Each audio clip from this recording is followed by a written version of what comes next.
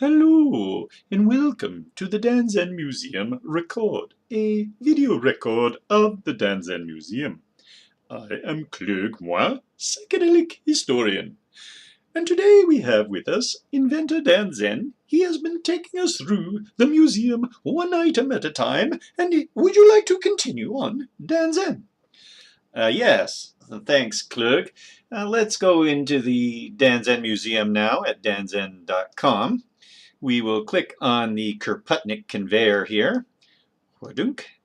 And then we're going through the ages. We're still in the 90s. We've looked at the Mustache Mystery, the first Mustache Mystery there, Lady with Brooch, and Word Warp, both of those made with Director. And now we're moving into an HTML project called Telepathy.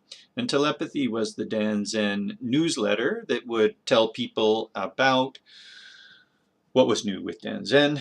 We had about 25,000 people signed up for Telepathy. I think part of it was just the sort of the fun concept that we were sending telepathic messages. And remember, this is before traditional spam and all that kind of stuff. So this is very early times and a lot of people excited about this technology. So let's launch what that looked like. It was an animated GIF, which sort of is something's happened to it, it looks like. An animated GIF that is supposed to be just these squares, but I don't know exactly what's happening. It's not the end of the world. But that was the height of the technology at the time, was an animated GIF, although there was also Shockwave. So Shockwave was new, but we did have animated GIF as well. So you would just enter your email in there. Imagine doing that now. Yeah. Telepathy. Now, you can't see too much. Telepathy was being sent out by the Danzen webmaster, who's Kropotnik. So Kropotnik would package up these telepathic messages and beam them out. So let's have a look at some past telepathies. I think we can get there by going telepathy past, I think. Yeah. All right. So, and why don't we start from the beginning? No peeking. So here's the beginning. This is what it would look like, just a simple text document. And here's how it began. Telepathy, floating colors in your mind, swinging pendulum you find. Spinning spirals, watch the white gloves. Electric rays, you droop your eyelids. Droning voices in your ears say, sway medallion till. You sense that Danzen is bringing back all its games for free. So this isn't the first one. I noticed that with the date. That's 1998. So there were certainly early ones. And what happened in the Danzen history is we found that we were spreading the Danzen games out. And so having people come in and register and play, there weren't always enough people at a single game. So we tried for a little while to say, all right, what if we launch one at a time? And we launched an erotic mystery set in Utopia, which we'll see in the upcoming series of the Danzen Record. And we hope that by concentrating on one game at a time, we maybe could build a bit of momentum there. And we tried with a couple. The next one after that was Spirogram, and we'll see that as well. In the end, though, it just felt like we were missing the old games. Like, why delete them or why take them away for good? So we backtracked there and we launched them all. And now pick up your digital camera, click, click, snap, and send your itching pictures. We want you to come to danzen.com and watch everybody else itch. Finally, you have the urge to infect your friends by selecting the invite friends or something like that. Anyway, so you must come play. These are the things that are coming. And I collected a bunch of people itching, and so it's like people are itching to play Danzen, but it was a pun on the I Ching in a sense. So there's always been a sort of a mystical sense or Oriental perhaps sense to Danzen. So this was a play on the I Ching, and a series of posters were made for those that you can see in the Danzen marketing tour, for instance, on the museum. That as well.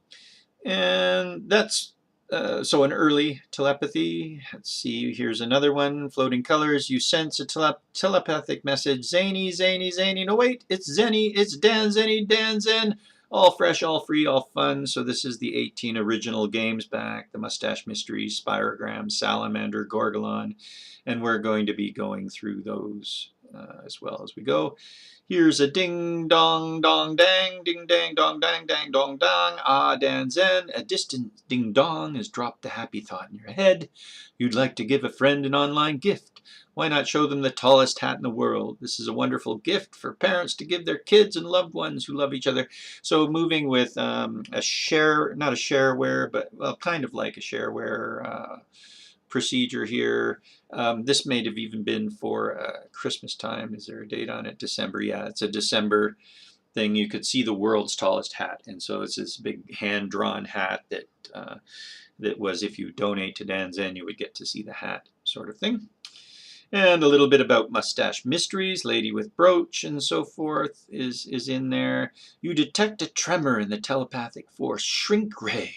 The newest Dan Zen game is here. Exciting questions spring to mind. Shrink Ray. Is it scientifically possible? Will we get to save the world? Are there cool special effects?